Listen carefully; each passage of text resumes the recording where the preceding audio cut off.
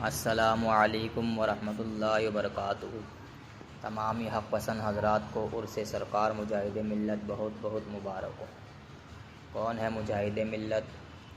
اگر کوئی مجھ سے پوچھے کہ مجاہد ملت کون ہے تو چند جملوں میں میرا جواب ہوگا کہ مجاہد ملت وہ ہے جنہوں نے اپنے دور میں اعلیٰ حضرت رضی اللہ تعالیٰ عنہ کی تحریک تحفظ ناموس رسالت کو مرنے نہ دیا، بلکہ اپنی علمی شان اور عملی آن بان سے اس کے تن نازنین میں نئی جان ڈال دی۔ مجاہد ملت وہ ہے جنہوں نے حضور حجت الاسلام علیہ الرحمہ کی اجازت و خلافت کا نہ صرف بھرم رکھا بلکہ دنیا کے سامنے اپنے کردار و عمل سے رضوی خلافت کا اصلی مقام اس سوز و گدا سے پیش فرمایا کہ دنیا عش عش کر اٹھی۔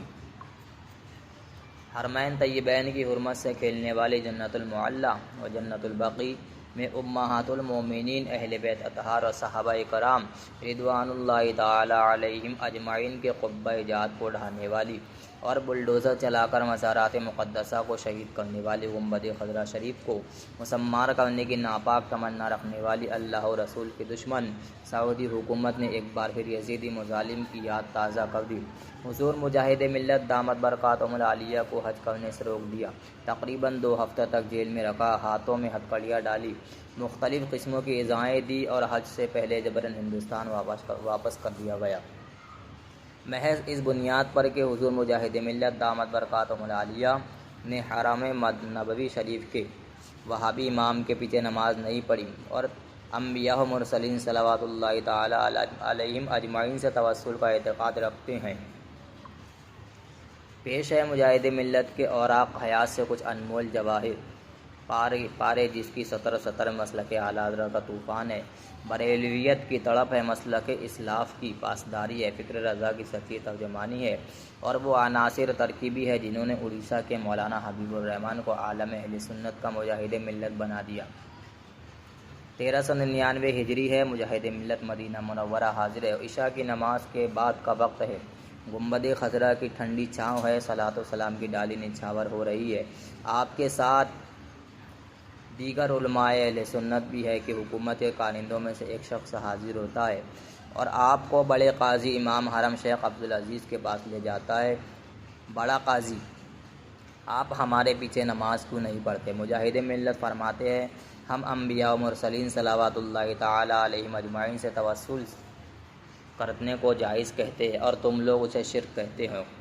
اب تمہارے عقیدے کی بنا پر ہم مشرک ٹھہرے، لہٰذا ہم تمہارے پیچھے نماز کیسے پڑھیں؟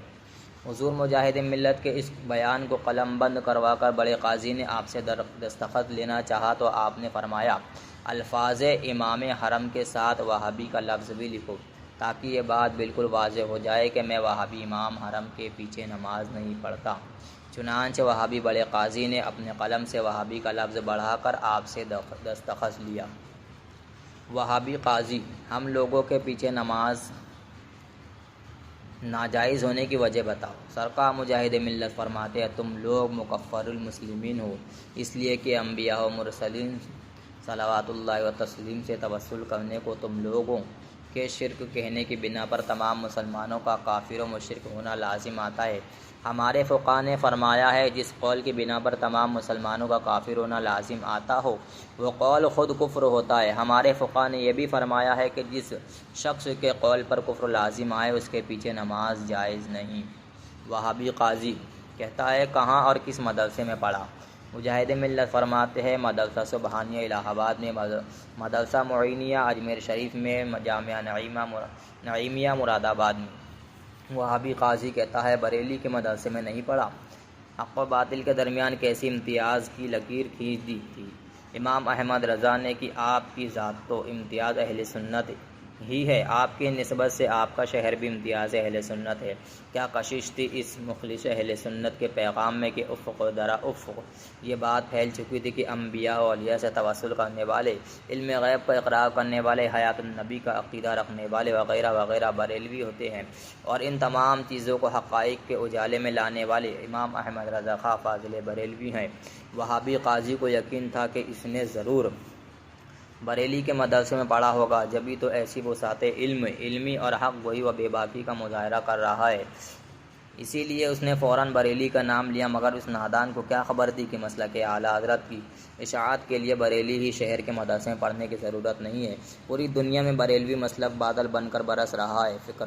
فکر بریلوی کے حامل مدارس سے عالم کا چپا چپا آباد ہے، اور پیغام رضا کو گھر گھر پہنچانے کے لیے دنیا میں کتنے حبیب الرحمن کی جلوہ نمائی ہوئی اور ہوتی رہے گی۔ چونکہ مجاہد ملت نے بریلی شریف میں حاضر ہو کر پڑھا نہیں تھا، اس لیے جواب دیا۔ مجاہد ملت فرماتے ہیں نہیں، وہابی قاضی کہتا ہے تمہارا حج بند کر کے تمہیں روانہ کر دیا جائے گا۔ مشرک کا حج کیسا؟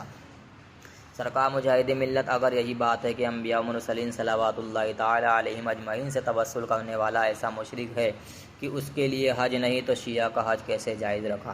جبکہ وہ لوگ مولا علی کرم اللہ تعالی وجہ الکریم اور امام علی مقام رضی اللہ تعالی عنہ سے توسل کرتے ہیں۔ وہابی قاضی وہ ہمارے پیچھے نماز پڑھ دیتا ہے۔ مجاہد ملت سرکار فرماتے ہیں کیا تمہارے پیچھے نماز پڑھ لینے سے شرک معاف ہو جاتا ہے؟ یہ کوئی مذہب ہے؟ یہ کوئی دین ہے؟ یہ اسلام؟ لا حول ولا قوت الا باللہ العلی العظیم۔ وہابی قاضی سے مجاہد ملت کے برجستہ جواب کا جواب جب نہ بن پڑا تو اس نے جھنجھلا کر پہلے جیل اور پھر ہندوستان واپسی کا حکم دے دیا۔ مگر جن کے ناموس شریعت کی حفاظت کی خاطر مجاہد ملت ظلم کی آنکھوں میں آنکھیں ڈال کر افضل الجہاد کلمۃ الحق عند السلطان الجائر کا نمونہ بنے ہوئے تھے، وہ حاضر و ناظر نبی رحمت صلی اللہ علیہ وسلم کو کیسے چھوڑ سکتے تھے؟ الحاج محمد اسحاق نوری لاہوری بیان فرماتے ہیں کہ ادھر سعودی حکومت نے حضرت کو گرفتار کر کے بیر عثمانی کے جیل میں بند کیا، ادھر مجھے خواب میں کچھ اس طرح زیارت ہوئی کہ آپ فوجی وردی میں ملبوس بارگاہ مصطفیٰ میں عین سنہری جالیوں کے سامنے ایک وسیع اور اس دسترخوان پر بیٹھے ہوئے ہیں۔ رنگا رنگ کے کھانے قسم کے دسترخوان پر 4-5 اور بزرگ بھی جلوہ فروز ہیں۔ حضور سید عالم صلی اللہ تعالی وسلم اپنے ہاتھ سے آپ کو اس دسترخوان سے اٹھا کر عطا فرما رہے ہیں۔ سبحان اللہ۔ اللہ تبارک و تعالیٰ کی دعا ہے مولا تعالیٰ ہم سب کو اس کے پیارے حبیب صلی اللہ تعالی وسلم کے صدقے طفیل تمام دشمنان خدا و رسول، وہابی، دیوبندی، صلح کلی، اتاری، شاگری، تطہیری سے بچنے کی توفیق و رفیق عطا فرمائے اور مسلک اعلیٰ حضرت پر سختی سے قائم و دائم رہنے کی توفیق و رفیق عطا فرمائے۔ السلام